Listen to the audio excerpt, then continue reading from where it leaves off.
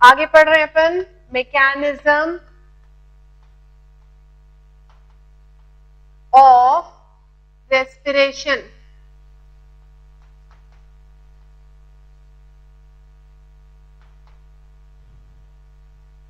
Respiration process consist of 4 steps, यानी पूरे respiration को 4 स्टेप्स में या 4 पार्ट्स में स्टडी करते हैं। Glycolysis,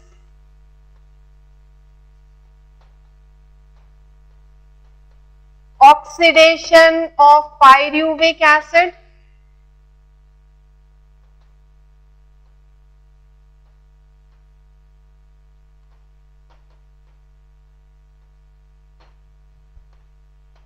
third is Krebs cycle,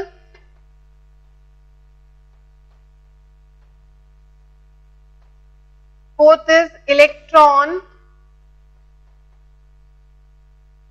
transport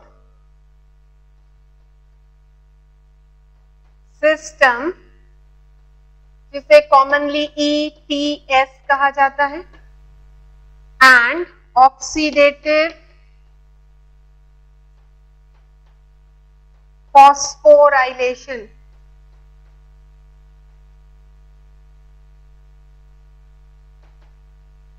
पूरे रेस्पिरेशन में 4 मेन स्टेप्स होते हैं, glycolysis, oxidation of pyruvic acid, Krebs cycle and electron transport system.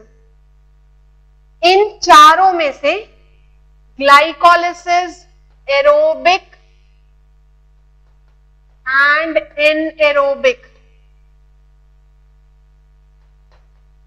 Respiration दोनों में होता है। Glycolysis is common pathway for aerobic and anaerobic respiration, और कहां होता है? occurs in cytoplasm.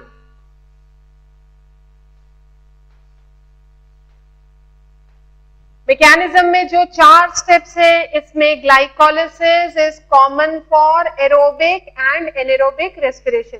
एरोबिक और एनएरोबिक रेस्पिरेशन दोनों में ग्लाइकोलिसिस होता है, और सेल के किस पार्ट में? occurs in cytoplasm. ओके, जबकि रिमेनिंग 3 स्टेप्स, ये जो तीनों स्टेप्स हैं, ये सिर्फ एरोबिक रेस्पिरेशन में होते हैं and occurs in mitochondria.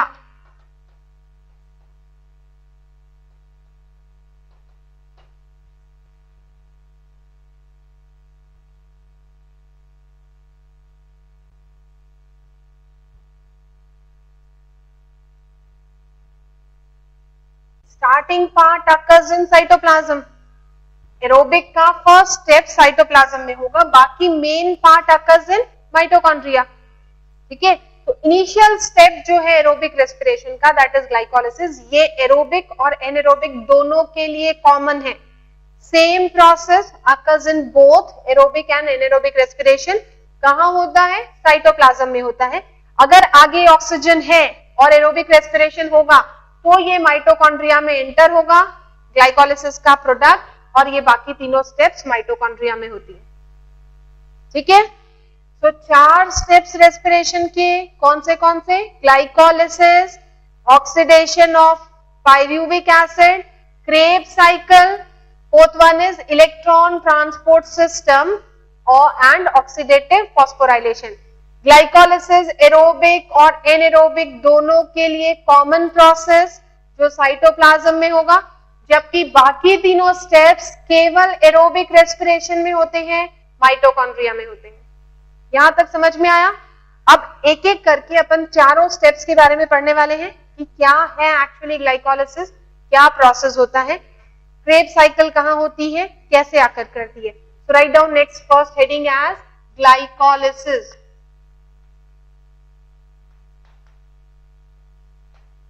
First process जो मैकेनिज्म में आता है वो है ग्लाइकोलिसिस। ग्लाइकोलिसिस क्या है?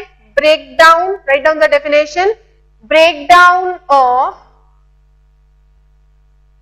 1 glucose molecule breakdown of one glucose molecule into two molecules of pyruvic acid. Breakdown of one glucose molecule into two molecules of pyruvic acid. Glucose 6 carbon compound है, ये ब्रेक होकर 3 कार्बन कंपाउंड फॉर्म करता है. Pyruvic acid is 3 carbon compound.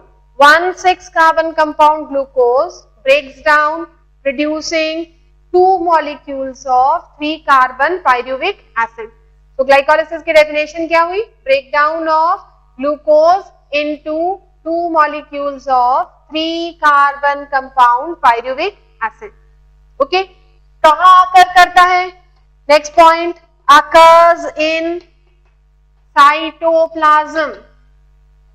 Cell के cytoplasm में glycolysis के सारे enzymes present होते हैं. Glycolysis occurs in cytoplasm. Next point, common pathway for aerobic and anaerobic respiration. यानी ये कॉमन पाथवे है एरोबिक और एनएरोबिक रेस्पिरेशन के लिए. ये ग्लाइकोलाइसिस एरोबिक रेस्पिरेशन में भी होगा, एनएरोबिक रेस्पिरेशन में भी होगा, क्योंकि ये दोनों में आकर करने वाला प्रोसेस है जो साइटोप्लाज्म में होता है.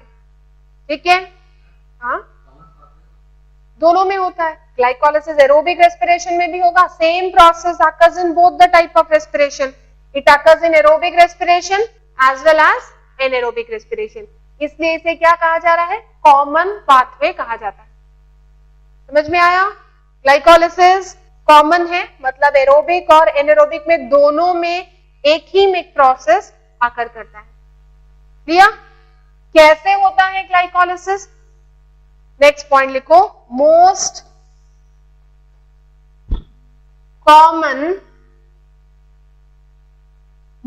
Commonly occurring mechanism is EMP pathway.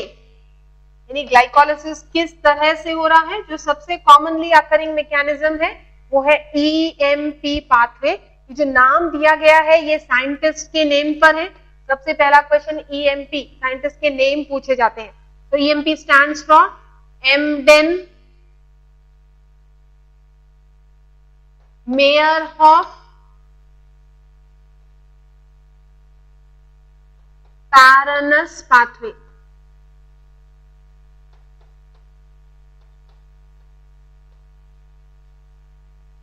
EMP मतलब एमडेन मेयरहॉफ पैरनस पाथवे. तो ग्लाइकोलाइसिस का जो सबसे कॉमन मैकेनिज्म, जो कॉमनली सेल में हमेशा ग्लाइकोलाइसिस किस तरह से होती है?